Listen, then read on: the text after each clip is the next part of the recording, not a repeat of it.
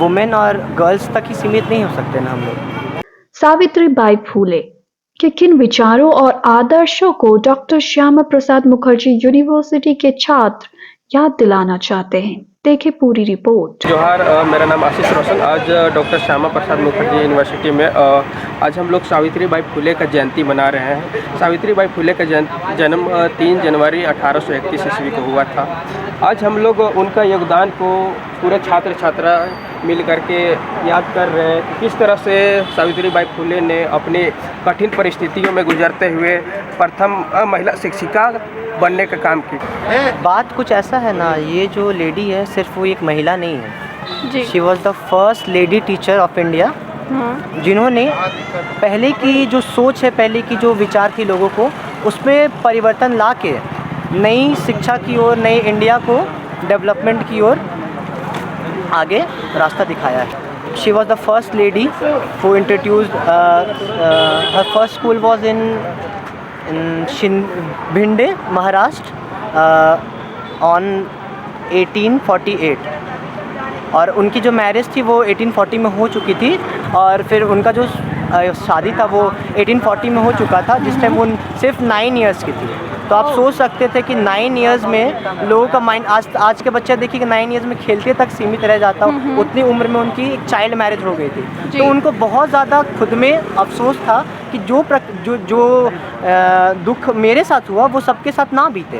तो इसलिए वो और उनके पति थे ज्योतिबाई फूले, ज्योतिबाई राव फूले, दोनों मिल के सारा प्लानिंग की, और जो भी सोचे उनको बहुत ज़्यादा प्रताड़ना सहना पड़ा था लोगों का, क्योंकि पहले था कि जो ब्राह्मण समाज थे उनका कहना था कि सिर्फ वही जो अपर कास्ट के लोग हैं वही पढ़ सकते हैं, और जितने लोअर लेवल्स के लोग हैं, जो भी है ST SC OBC जितने लोग भी थे, उनका कहना था कि नहीं, आप बस काउंटिंग्स तक सीमित है।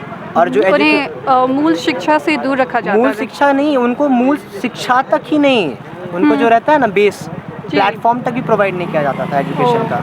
आप शिक्षा से बहुत दूर रहे। शिक्षा सिर्फ ब्राह्मण की जो प्रजाति है उन्हीं तक सीमित, बस उन्हीं तक सीमित सिकुड़ कर रह जाती है। उनका यही आइडियोलॉजी था कि हम लोग पढ़ेंगे, हम लोग रूल करेंगे पूरा ऑल ओवर इंडिया में, बाकी सब लोग मेरे अंडर में रहेंगे। और वही परिवर्तन, यही विचारधारा जो है जिनको उन्होंने मत दी। हाँ बिल्कुल, आपका सही कहना। और जो विचारधारा उनका था, उनको जस्ट अपोजिट वे में इन्होंने बहुत कड़ी तपस्या, मतलब कड़ी मेहनत की। इस तरह से वो लोगों को शिक्षा के लिए प्रेरित करने के लिए गांव-गांव अपना टोला मोहल्ला में जाती थी। उसके ऊपर अत्याचार होता था, लोग उसके ऊपर कचरा फेंक करके मारा करते थे, गोबर फेंक के मार दिया करते थे, जिससे उनको काफ़ी तरह के कठिनाई को सामना करना पड़ा। वो एक एक्स्ट्रा साड़ी लेकर के जाया करती थी, और लोगों को ये चीज़ नहीं फील होने देती थी कि मैं गंदा हूँ, और लोगों को शिक्षित करने का, जब मैं एक शिक्षक काम करे तो और अपने आप में अभद्र दिखे और लोगों को शिक्षित कर पाए, तो ये पॉसिबल नहीं होता था। लेकिन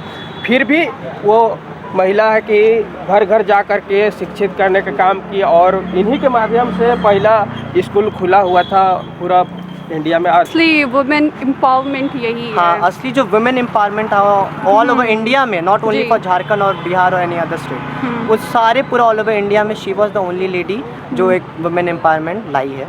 आप इनसे कितना प्रभावित होते हैं? हमने कुछ रिसर्च किया, फिर पता चला कि जो रियलिटी उसको दबाया जा रहा है, अभी भी है कुछ शक्तियाँ इंडिया में जो इन सभी को परिवर्तित करना चाहती है, और फिर से कुछ ना कुछ गलत काम, मतलब इंडिया में गलत पावर्स बिहोल्ड कर रहा है। आज के डेट में सभी को अपना प्रायोरिटी और अपना फ्रीडम्स और राइट्स मिला है। वुमेन और गर्ल्स तक ही सीमित नहीं हो सकते ना हम लोग। बिल्कुल, गर्ल्स और वुमेन्स तक ही सीमित नहीं रह सकते। सभी लोग, सभी वर्ग के लोग, कम्युनिटी में सब लोग हैं, सबको साथ लेके चलना है। और पहले का जस्ट इसके अपोजिट था, मेंस को टॉप लेवल में रखा जाता था और लेडीज़ और गर्ल्स को सबसे नीचे में रखा जाता था। क्या कहें, बहुत ही शुक्रिया करते हैं कि लोगों को इस तरह से आज के युग में लोग ये सारा सुविधा मिलने के बावजूद भी पढ़ाई लिखाई कर नहीं सक रही है घर के महिला लोग, तो सोच सकते हैं कि इनका कितना कठिनाई के बाद भी लोगों को जागरूक करने की कोशिश की।